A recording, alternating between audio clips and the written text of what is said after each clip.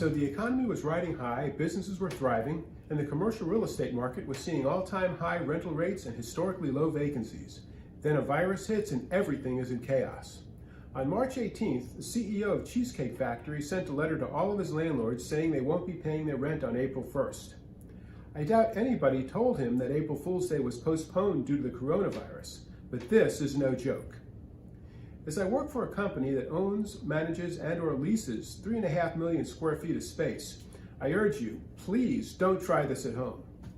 The majority of my business involves representing tenants in their office and industrial leasing. We'd love to skip our April rent payments, but that can cause major issues. Everybody is hoping that this current crisis will be short-lived and the economy will come roaring back. So what should you do as a tenant if paying your rent becomes a hardship? The worst thing you can do is to ignore the problem and do nothing. I had a front row seat representing a landlord through the 2008 market crash, and the best advice I can give tenants is please communicate with your landlords. If you can't pay your rent, contact your landlord. They're better off working with you than spending time and money drafting 3-day notices and preparing eviction papers. Believe me, it'll cost your landlord a lot more to refill your space than it does to negotiate a workout. And if they want to play hardball, they're going to be playing hardball anyway. If you do nothing, you'll be responsible for back rent, late fees, and legal and administrative expenses. And if you signed a personal guarantee, your assets are also at risk. But a reasonable landlord also realizes that they may never collect, and it's better to be proactive about finding a win-win solution that can forge a stronger relationship for years to come. It may be possible to make an agreement to defer your rent as long as you pay back over time, but that can sometimes serve to dig even a deeper hole.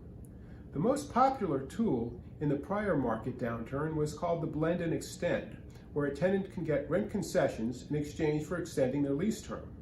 I've always said that a landlord's biggest expense is vacancy, so they may be willing to take a temporary hit in order to avoid the expense of refilling a space a couple of years down the road.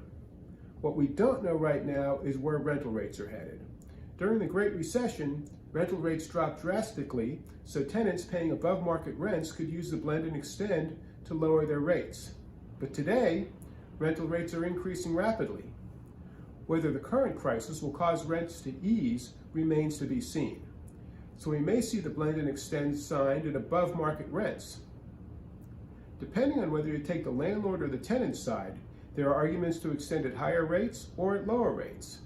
It depends on who is making the argument. So it comes down to having someone on your side that knows the market and can support your position. So you can probably guess my final point. Whether you're a landlord or a tenant, you need a commercial real estate professional on your team in order to make the best long-term decisions to overcome what we hope will be a short-term problem. Stay tuned to the new and improved Ken's Trends, now with video, or call, text, or email me at Levy Realty Advisors.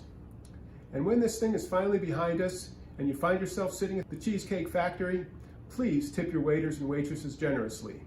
And maybe they take that monster menu and put it on video. Thank you.